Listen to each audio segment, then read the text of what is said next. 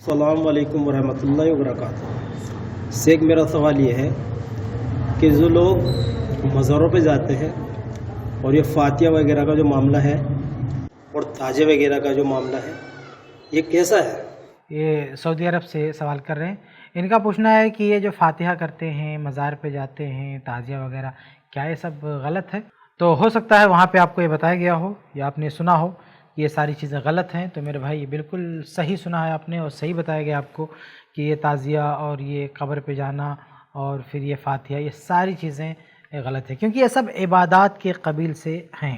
ان ساری چیزوں کو بطور عبادت انجام دیا جاتا ہے، اور اللہ کے نبی صلی اللہ علیہ وسلم کی بڑی واضح حدیث ہے بخاری اور مسلم میں، عائشہ رضی اللہ عنہا اس کی راویہ ہیں۔ صحیح مسلم میں اس کے الفاظ ہیں کہ من عمل عملا لیس علیہ امرنا فہو رد، جس نے کوئی ایسا عمل کیا، یعنی کوئی ایسی عبادت کی جو ہمارے بتائے ہوئے طریقے کے مطابق نہیں ہے، فہو رد، تو وہ ریجیکٹڈ ہے۔ تو یہ جو حدیث ہے یہ کیا کہہ رہی ہے؟ یہ کہہ رہی ہے کہ اللہ اس کے رسول نے جو عبادت نہیں سکھائی ہے اس کو نہیں کرنا ہے۔ اور سورہ محمد میں اللہ تعالیٰ کے بھی الفاظ ہیں کہ اللہ اس کے رسول کے اطاعت کو، اطیعوا اللہ و اطیعوا الرسول ولا تبطلوا اعمالکم، اللہ کی اطاعت کرو، اللہ کے رسول کی اطاعت کرو، اور اپنے اعمال کو، اپنی عبادات کو باطل مت کرو۔ تو قرآن اور حدیث دونوں میں یہ پیغام اور یہ حکم ہے کہ اللہ اس کے رسول کے بتائے ہوئے طریقے سے ہٹ کے آپ کوئی عبادت انجام نہیں دے سکتے۔ تو یہ فاتحہ یا یہ جو بھی ہے، جو بھی آپ نام دے دیں، چاہے خوبصورت نام دیں، اچھا نام دیں، کیسا بھی نام دے دیں آپ، اور آپ کی نیت کتنی بھی اچھی کی نہ ہو، عبادت کے بارے میں اصولی بات ذہن میں رکھ لیں کہ وہ چیز، وہ طریقہ نبی سے ثابت ہونا چاہیے۔ آپ اپنی مرضی سے کہیں کہ ہم یہاں پہ فاتحہ پڑھیں گے، کھانے پہ فاتحہ پڑھیں گے، اور کوئی اعتراض کرے بھائی کیوں کر رہے ہو؟ ارے قرآن کی سورہ ہے، یہ پڑھنے میں کیا حرج ہے؟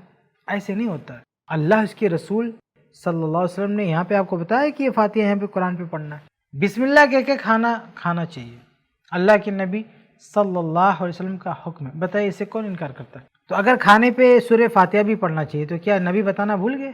اللہ کے نبی صلی اللہ علیہ وسلم نے یہ تو بتایا کہ کھانے سے پہلے بسم اللہ پڑھنا چاہیے، کھانے کے بعد الحمدللہ اور جو پوری دعا ہے وہ پڑھنا چاہیے۔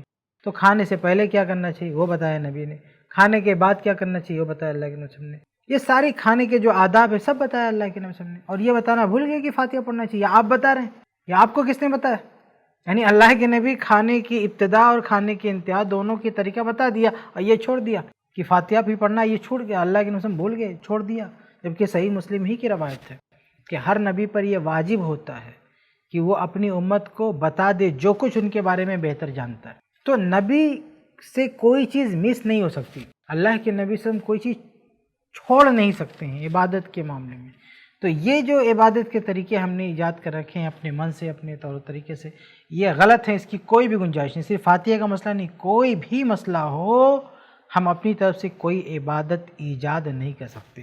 اور حیرت کی بات ہے، افسوس کی بات ہے کہ جہاں فاتحہ پڑھنے کا حکم ہے، سورہ فاتحہ پڑھنے کا، وہاں سے کچھ لوگ بہت دور بھاگتے ہیں۔ جیسے نماز ہے، اب نماز میں ہر رکعت میں امام ہو، مقتدی ہو، سب کو سورہ فاتحہ پڑھنا ہے، یہ باقاعدہ حدیث ہے، صحیح بخاری کا حدیث ہے، لا صلاۃ لمن لم یقرأ بفاتحۃ الکتاب، جو سورہ فاتحہ نہیں پڑھے گا اس کی نماز نہیں ہوگی۔ کوئی نماز، یہاں چاہے امام کی ہو، مقتدی کی ہو، فلاں کی ہو، فلاں کی ہو۔ اب اس میں کچھ لوگ کہتے ہیں اس حدیث میں امام کا ذکر، مقتدی فلاں فلاں دکھاؤ، کچھ نہیں، حدیث عام ہے، لا صلاۃ لمن لم یقرأ بفاتحۃ الکتاب، بالکل ایسے ہی جیسے لا نبی یا بعدی، میرے بعد کوئی نبی نہیں ہوگا۔ اب مرزا غلام محمد قادیانی بولے ارے میرا نام دکھاؤ اس میں، میرے نام سے کون سی حدیث ہے؟ ایسا نہیں۔ جب جنرل بات کہہ دی گئی کہ نبی کے بعد کوئی نبی نہیں آئے گا، تو چاہے قادیانی ہو، مسلمہ کذاب ہو، فلاں ہو، دھماکہ ہو، کوئی بھی ہو، سب کے سب ریجیکٹڈ ہے، کوئی نبی نہیں ہو سکتا۔ تو ایسے ہی جب ایک عمومی طور پر بات کہہ دی گئی، لا صلاۃ، کوئی نماز نہیں ہوگی سورہ فاتحہ بغیر، چاہے امام کی ہو، مقتدی کی ہو، گھر والے کی ہو، مسجد والے کی ہو، کسی کی بھی نماز ہو، سورہ فاتحہ کے بغیر نماز نہیں ہو سکتی۔ تو آپ دیکھیں کہ سورہ فاتحہ کے بارے میں اتنی تاکید اور یہ وعید کہ نہیں پڑھو گے تو تمہاری نماز نہیں ہوگی۔ اسی فاتحہ والے گروپ کے کچھ لوگ ہیں جو کہتے ہیں کہ نہیں امام کے پیچھے سورہ فاتحہ نہیں پڑھنا۔ کیوں بھائی؟ جب کھانے میں کہا جاتا ہے یہاں پہ فاتحہ نہیں پڑھنا تو کہتے ہیں کیا حرج ہے، قرآن کا حصہ ہے، تمہارا کیا بگڑ جائے گا، نماز میں کیا بگڑ جائے گا بھائی؟ नमाज भी क्यों नहीं करते? वहां तो नबी का हुक्म ही मौजूद है, फिर भी वहां सूरह फातिहा नहीं पढ़ेंगे। अल्लाह के नबी सल्लल्लाहु अलैहि वसल्लम का हुक्म है, ला सलाता लिमन लम यक़रा बिफ़ातिहातिल किताब, कि अगर सूरह फातिहा नहीं पढ़ी गई तो नमाज नहीं होगी। और वहां पे नुक्ता देखो, बहस देखो, भाई नमाज का जिक्र है, हम तो मुक्तदी के बारे में कह रहे हैं सूरह फातिहा ना पढ़े, मुक्तदी का जिक्र क्या? और यहाँ खाना खाने बैठा सूरह फातिहा पढ़ गए, यहाँ तो किसी भी खाने के बारे में जिक्र नहीं। अगर खाने के बारे में कोई हदीस होती भी तो कोई सवाल कर सकता था कि बेचारा बिरयानी खा रहा, उससे पहले फातिहा पढ़ेंगे बता, बिरयानी पे फातिहा पढ़ेंगे बता। यहाँ तो सिरे से कोई हदीस ही नहीं है, कोई बात ही नहीं है कि खाने से पहले फातिहा पढ़ना है। तो जहाँ कोई बात ही नहीं है, दूर दूर तक कोई बात नहीं है फातिहा पढ़ना, वहाँ हर तरह का खाना कुछ भी हो, फातिहा पढ़ते जाना। और जहाँ बात आ गई नमाज फातिहा, अब उसमें हुज्जत शुरू। कौन सी नमाज भाई? इमाम की, मुक्तदी की। इमाम के बारे में हदीस हो सकती है, मुक्तदी तो नहीं पढ़ेगा सूरह फातिहा, क्यों? हदीस आम है ना, ला सलाता, कोई भी नमाज हो सूरह फातिहा पढ़ना ही पढ़ना। तो ये मैं आपको बता रहा था कि जहाँ सूरह फातिहा पढ़ने की बात है वहाँ तो बहुत दूर भागते, और जहाँ सूरह फातिहा की कोई तालीम नहीं है, बिस्मिल्लाह पढ़ने की बात है, वहाँ कहते हैं नहीं हम जो है सूरह फातिहा पढ़ेंगे। तो क्या अल्लाह के नबी हम भूल गए थे? और हैरत की बात यह है कि जो एक आदमी मर के इस दुनिया से जा रहा होता है, उस बेचारे के लिए एक नमाज पढ़ी जाती है, उसकी मगफिरत के लिए नमाज जनाजा, उसमें भी ये सूरह फातिहा नहीं पढ़ी जाती।